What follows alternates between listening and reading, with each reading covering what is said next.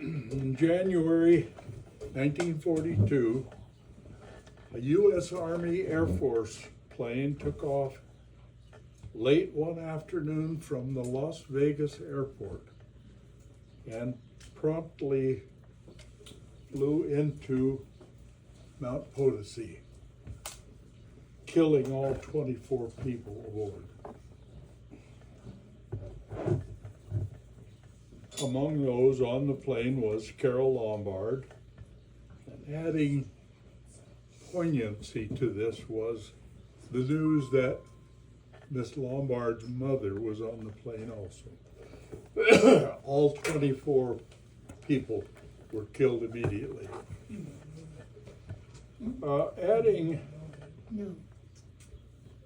This crash occurred at a time when the news was filled with mayhem, bombings, death, destruction of the Second World War. However, what made this an unforgettable incident was that Carol Lombard was married to the most famous actor in the world. Clark Gable had just made Gone with the Wind. Clark Gable came to Goodsprings and sat in the back of a touring car in front of the hotel. Some say it was in front of the Pioneer, but it could have been either one. The car had wheels on it. So,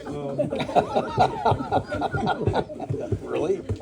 Clark Gable sat in the back of this car.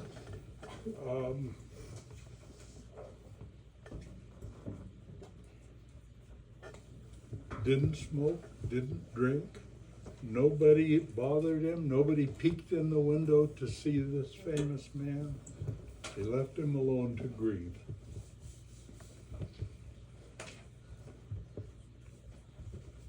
The McClanahan brothers were working the double up, I think it was, up on Potosi, and the party that went up to retrieve or find out what happened, save any survivors if there were any, they asked the McClanahans to show them the way to get up there, because it was a very difficult hike.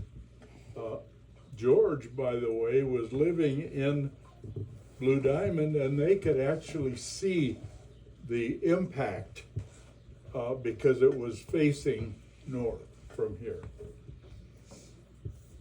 However, the fire was huge, and others on this side could see the glow.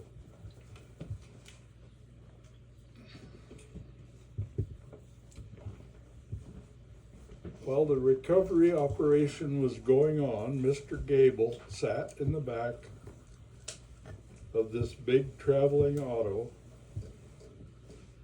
right outside the main entrance of the Goodsprings Hotel. He didn't smoke, he didn't drink, he didn't do anything. He just sat there.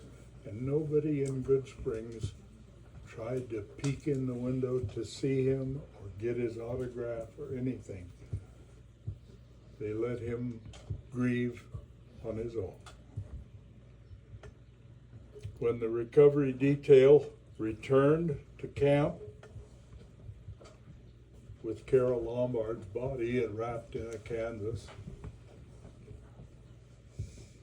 Clark Gable was quietly driven out of town back to Hollywood, I guess, still sitting alone in the back seat of this big traveling car. Clark Gable sat out there in his car, and everybody in town knew that that was Clark Gable sitting in that car, but we were, he's waiting for word for the people that had gone up the mountain to see if there's any survivors, and his wife was up there.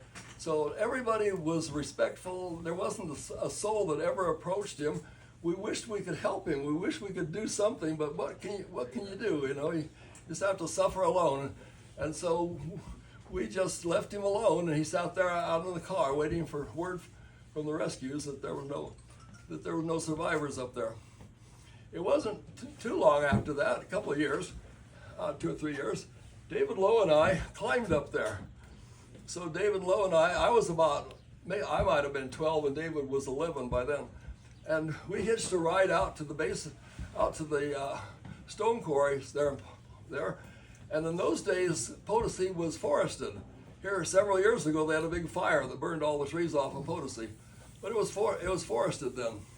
And no trail. And David and I, as 11-year-olds or so, we took off at the bottom of the hill and we climbed that whole mountain up there and visited the craft site.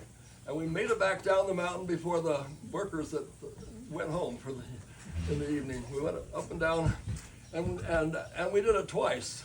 Later, next year or two, David and I climbed back up. We went back up Potosi and visited it again a second time.